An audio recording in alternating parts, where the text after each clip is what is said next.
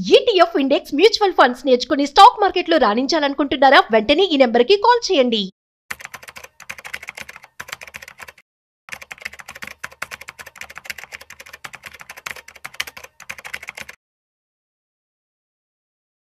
So 40 ఏళ్ల వయసు వచ్చేసరికి స్ట్రాంగ్ ఫినాన్షియల్స్ ఏమేమి ఉండాలి మీ దగ్గర, కైండ్ ఆఫ్ ఎసెట్స్.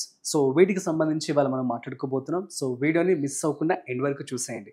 సో వీటి గురించి మనతో చెప్పడానికి ఇవాళ మనతో ఉన్నారు ఫినాన్షియల్ ఎక్స్పర్ట్ అనిల్ కుమార్ బచ్చు గారు. So let's start. Hi, hello, నమస్తే, వెల్కమ్ టు సుమన్ టీవీ. నేను మీ Rajeev Pasupuleti. So hi sir, నమస్తే.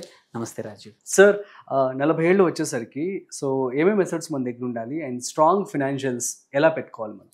సో 40 ఏళ్ళు అనేది ఒక కీలకమైన అంటే మైలురాయి ఒక లైఫ్లో కానీ ఒకరి కెరియర్లో కానీ. ఎందుకంటే మోస్ట్ ఆఫ్ ద టైం 20 నుంచి 60 వరకే మనం వర్క్ చేసే జనరల్గా టైం అనమాట. So it is half way in the middle. 40 సంవత్సరాలు అనేది ఒక 15-20 సంవత్సరాలు పనిచేస్తాము బేస్డ్ ఆన్ ఎప్పుడు మనం జాబ్ జాయిన్ అవుతాం, 21, 22, 23 కానీ. అక్కడ నుంచి సంపాదన మొదలు పెడతాము. ఇక్కడ నుంచి నెక్స్ట్ కి టైం అనమాట. ఇది టైం ఏంటంటే ఇవాల్యుయేట్ చేసుకోవాల్సిన టైం.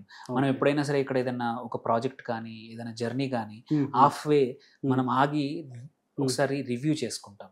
మనం కరెక్ట్ డైరెక్షన్లో వెళ్తున్నామా లేదా, ఆర్ ఇంకా ఏదైనా ఎఫర్ట్ ఎక్స్ట్రా పెట్టాలా, లేదు డైరెక్షన్ రాంగ్ తీసుకోవాలా, వెనకాల ఏం జరిగింది, ఇంతవరకు మళ్ళీ ఫ్యూచర్లో ఏం చేద్దాం అనేది యూజువల్లీ 40s వచ్చినప్పుడు 40 హిట్ అయినప్పుడు ప్రతి ఒక్కరికి హిట్ అయ్యేది అనమాట. ఎందుకంటే సగం కెరియర్ ఇక్కడికి వచ్చేసింది, నాకు ఇంకోన్లీ 20 years ఉంది కెరియర్కి, ఇంకా ఏమి చేస్తే నేను ఫైనాన్షియల్గా సెక్యూర్ నా కోసమే కాదు.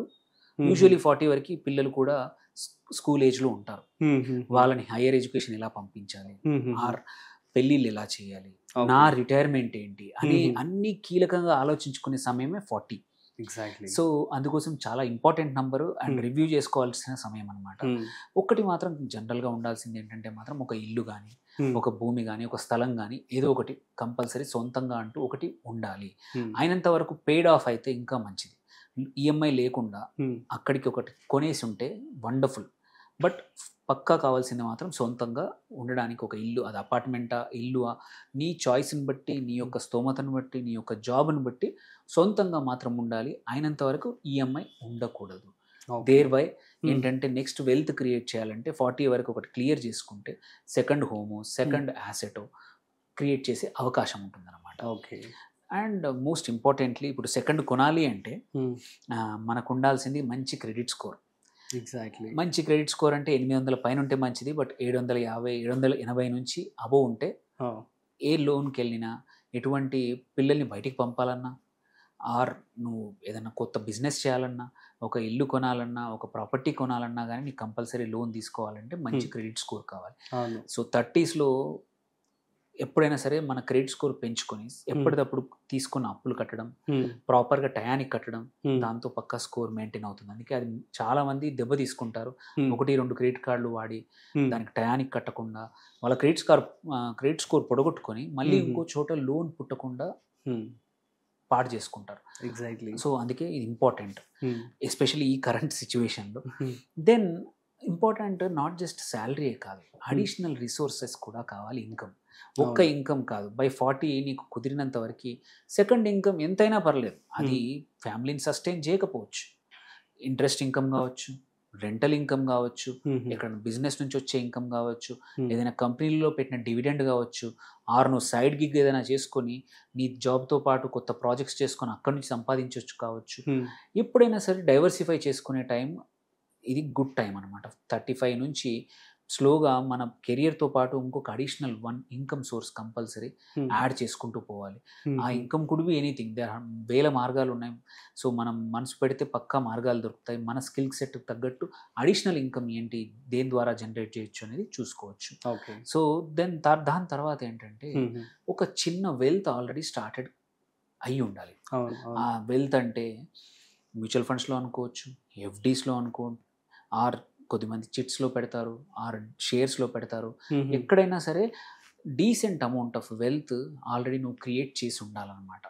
సో ఇక్కడి నుంచి జూమ్ అంటే ఆ వెల్త్ని తీసుకెళ్ళి మంచి చోట రివ్యూ చేస్తా పోతా, మంచి చోట పెరిగే చోట పెడితే ఏంటంటే huge by the time retire అయ్యే టయానికి అన్ని గోల్స్కి కూడా కార్పస్ సరిగ్గా ఉండేట్టు చూసుకోవడానికి ఒక స్మాల్ వెల్త్ ఆల్రెడీ స్టార్ట్ అయి ఉండాలి. దాని తర్వాత ఆబ్వియస్లీ ఫండమెంటల్స్ ఏంటంటే నీకు సరిపడా లైఫ్ ఇన్సూరెన్స్, అది టర్మ్ లైఫ్ ఇన్సూరెన్స్, నీకు ఫ్యామిలీకి సరిపడా హెల్త్ ఇన్సూరెన్స్, అది కూడా ఫ్లోటర్ అండ్ గుడ్ కవర్. ఈ రెండు అయితే బేసిక్స్. ఫ్యామిలీ ఇన్సూరెన్స్ ఈ రెండు అయితే కంపల్సరీ కావాలి. టర్మ్ లైఫ్ కూడా నీ బాధ్యతలకి నీ గోల్స్కి సరిపడా అమౌంట్ అంత కవర్ తీసుకోవాలి. యూజువల్లీ ఏంటంటే 40 తర్వాత తీసుకుంటే ప్రీమియం పెరుగుతుంది కాబట్టి దీన్ని అన్ని 40 కన్నా ముందే తీసేసుకోవాలి. కుదిరితే 5 or 10 years. ఏమైనా సజెస్ట్ చేస్తారా సార్? చాలా వరకు కూడా క్లెయిమ్ అసలు అవ్వట్లేదు యాక్చువల్లీ. హెల్త్ లేదండి, హెల్త్ ఇన్సూరెన్స్ కంపెనీస్ మన డిక్లేర్ కరెక్ట్గా చేస్తే యూజువల్లీ హానర్ చేస్తాయి. సో ఏం ఇబ్బంది ఉండదు. సో దానికి ప్రాపర్ ఒక సెషన్ చేద్దాం. సో టర్మ్ లైఫ్ మాత్రం చాలా ఇంపార్టెంట్. హెల్త్ ఇన్సూరెన్స్ ఏంటంటే ఎప్పుడు తీసుకున్నా నీ ఏజ్ ప్రకారమే ప్రీమియం ఉంటుంది, మారుతూ ఉంటుంది. అవును. బట్ టర్మ్ ఇన్సూరెన్స్ ఏంటంటే నువ్వు 20s తీసుకుంటే ప్రీమియం తక్కువగా ఉంటుంది, 30s తీసుకుంటే ఇంకా పెరుగుతుంది, 40s ఇంకా ఎక్కువ ఉంటుంది, 50s వెళ్తే చాలా ఎక్స్పెన్సివ్ అవుతుంది, అండ్ అమౌంట్ ఆఫ్ కవర్ కూడా తగ్గిపోతూ ఉంటుంది అన్నమాట. దాంతోపాటు ఆబ్వియస్లీ అందరికీ ఉండాల్సింది ఏంటంటే ఎమర్జెన్సీ సేవింగ్స్. ఐడియల్గా 40s వచ్చే వరకు ఒక 12 నుంచి 15 నెలల సరిపడా ఎమర్జెన్సీ సేవింగ్స్ కంపల్సరీ ఉండాలి. నీకు ప్రతి నెల ₹1,00,000 ఖర్చు ఉందంటే మాత్రం 10 లక్షలు లిక్విడ్ రూపంలో, అంటే ఎఫ్డీలో కావచ్చు, ఒక 2 రోజులు 1 రోజు గ్యాప్తో విత్డ్రా చేసుకుని ఫ్యామిలీ రన్ చేయడానికి, ఉద్యోగం పోయినా ఆర్ బిజినెస్లో దెబ్బతిన్నా కానీ ఇబ్బందులు రాకుండా ఉండాలంటే ఎమర్జెన్సీ సేవింగ్స్ అనేది చాలా ఎసెన్షియల్స్. ఎవరికైతే ఉంటాయో వాళ్ళు ధైర్యంగా ప్రాబ్లమ్స్ని ఎదుర్కొంటారు అండ్ మళ్ళీ కమ్బ్యాక్ స్ట్రాంగ్ అవుతారు, మళ్ళీ నిలదొక్కుకోవడానికి ఈజీగా అవకాశాలు ఉంటాయి అన్నమాట. సో ఈ 4-5 సెట్ చేసుకుంటే మీ 40s సుఖంగా ఉంటాయి, ప్రశాంతంగా ఉంటాయి. మీరు లైఫ్ని ఫ్యామిలీతో కానీ పిల్లలతో కానీ బాగా గడపచ్చు. మీ కెరియర్లో పీక్ టైం 40 to 50 గ్రోత్ కానివ్వండి, శాలరీ వైజ్ కానివ్వండి, అవన్నీ కూడా బాగా జరుగుతాయి. సో యూజువల్గా 30 వరకు అందరూ సెటిలింగ్ స్టేజ్లో ఉంటారు. 30 నుంచి at least they may start investing. What kind of mistakes చేస్తూ ఉంటారు సార్?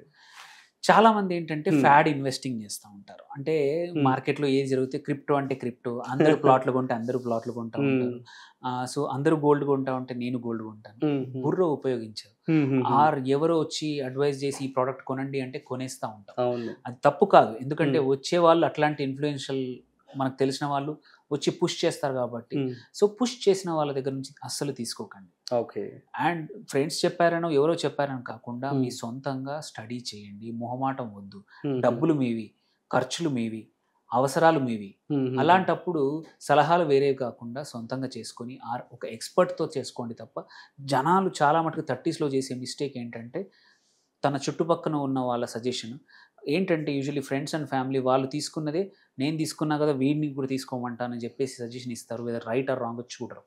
అది వాళ్ళ ఉద్దేశం నెగిటివ్ కాదు, బట్ మనకు జరిగేది నెగిటివ్ జరిగేది మనకు కాబట్టి. సో అడ్వైస్ అనేది ప్రొఫెషనల్ అడ్వైస్ 30s స్టార్ట్ చేస్తే ఏంటంటే వెల్త్ ఫాస్ట్ క్రియేట్ అవుతుంది, స్ట్రక్చర్డ్గా క్రియేట్ అవుతుంది. ఎవ్రీ ఇయర్ రివ్యూ చేసుకుంటా ఉంటే ఏంటంటే గ్రోత్ కావాలా, స్టెబిలిటీ కావాలా అనే దాన్ని బట్టి మన పోర్ట్ఫోలియోని ఎటువైపు అంటే అటువైపు మార్చుకోవచ్చు అన్నమాట. Okay, yeah, super sir, thank you so much, it means a lot. So guys, మీ అందరికీ అర్థమైంది కదా. సో మరి 40 ఏళ్ళు వచ్చేసరికి సో ఇప్పుడు చాలా మంది కూడా 45 ఏళ్ళలో రిటైర్ అయిపోవాలని చెప్పి ఆశతో కూడా ఉన్నారనమాట. కాబట్టి ఇటువంటి ఏవైతే ఇప్పుడు మనం మాట్లాడుకున్నామో సార్ చెప్పారో అవన్నీ కూడా ఫాలో అవ్వండి, సో దట్ మీరు ఒక పీస్ఫుల్ లైఫ్ని లీడ్ చేయొచ్చు ఇన్ ద ఫ్యూచర్. సో ఇంకా మీకు ఏమైనా డౌట్స్ కనుక్కున్నట్లయితే ప్లీజ్ కామెంట్ చేయండి, మేము మీకు రిప్లై ఇస్తాము. Thanks for watching. సో మరొక ఇంట్రెస్టింగ్ కాంటెంట్తో మళ్ళీ కలుద్దాం. అంతవరకు చూస్తూనే ఉండండి Suman TV. This is Rajesh signing off. Video నచ్చినట్లయితే లైక్, షేర్ అండ్ సబ్స్క్రైబ్.